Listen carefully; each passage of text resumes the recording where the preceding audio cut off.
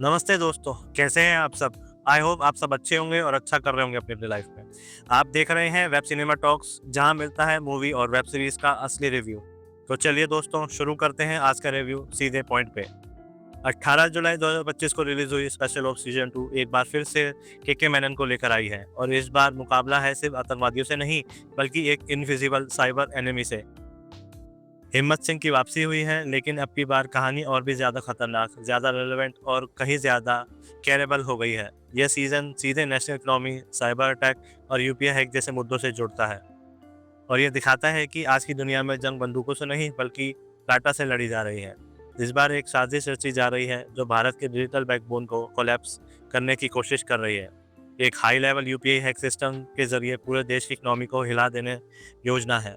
और इसी को रोकने के लिए हिम्मत सिंह और उनकी स्पेशल ऑप्स टीम फिर से एक मिशन पर निकलती है।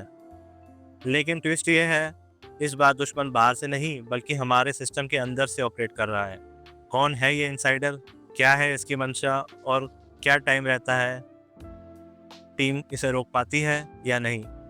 जहाँ पहली सीरीज ट्रेडिशनल टेररिज्म और अंडरकवर नेटवर्क पर आधारित थी, वहीं सीजन 2 पूरी तरह से रूटेड है साइबर वेयरफेयर और एआई थ्रेट्स में। इसने स्पाइस रियर को एक मॉडर्न और बहुत हाईटेक मोड दिया है।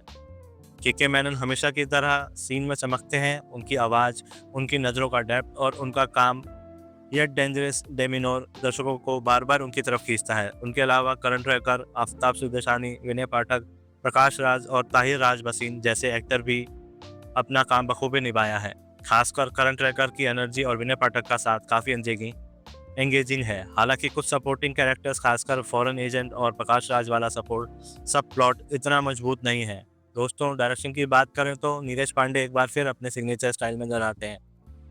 Intense background score, slow zoom ins और करेक्टर ड्रिवन सीन्स, लेकिन इस बार उन्होंने इस मॉडर्न इंडिया के साइबर वेयरफेयर से जोड़ा है, जो शो को बेहद रियल और इम्पोर्टेंट बनाता है। लेकिन कुछ जगहों पर स्टोरी थोड़ी धीमी हो जाती है, खासकर मिड सेक्शन में।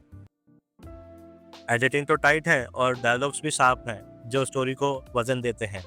अब बात करते हैं रेटिंग और पब्लिकेशन की। इंडिया टुडे ने इसे 3 स्टार दिए हैं, वहीं बॉलीवुड हंगामा ने इसे 3.5 कहा है। लेकिन रियल रिस्पॉन्स आया है ऑडियंस से। ट्विटर और रेडिट पर लोगों ने लिटरली केके मैनन को सल्यूट कर रहे हैं। किसी ने लिखा goosebumps from the first episode, तो किसी ने कहा केके मैनन डिजर्व करते हैं एक नेशनल अवार्ड। लोगों ने तो उन्हें नेशनल अवार्ड तक दे दिया।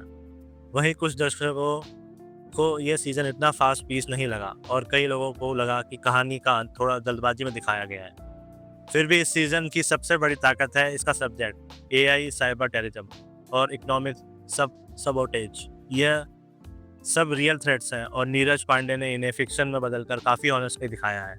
फाइनल में जब सच सामने आता है, बिट्रेयल रिवील होता है, तो आप वाकई शॉक हो जाते हैं और शो ऐसे क्लिफ़हैंगर पर ख़त्म होता है कि व्यूअर्स ऑलरेडी सीज़न 3 की मांग कर रहे हैं।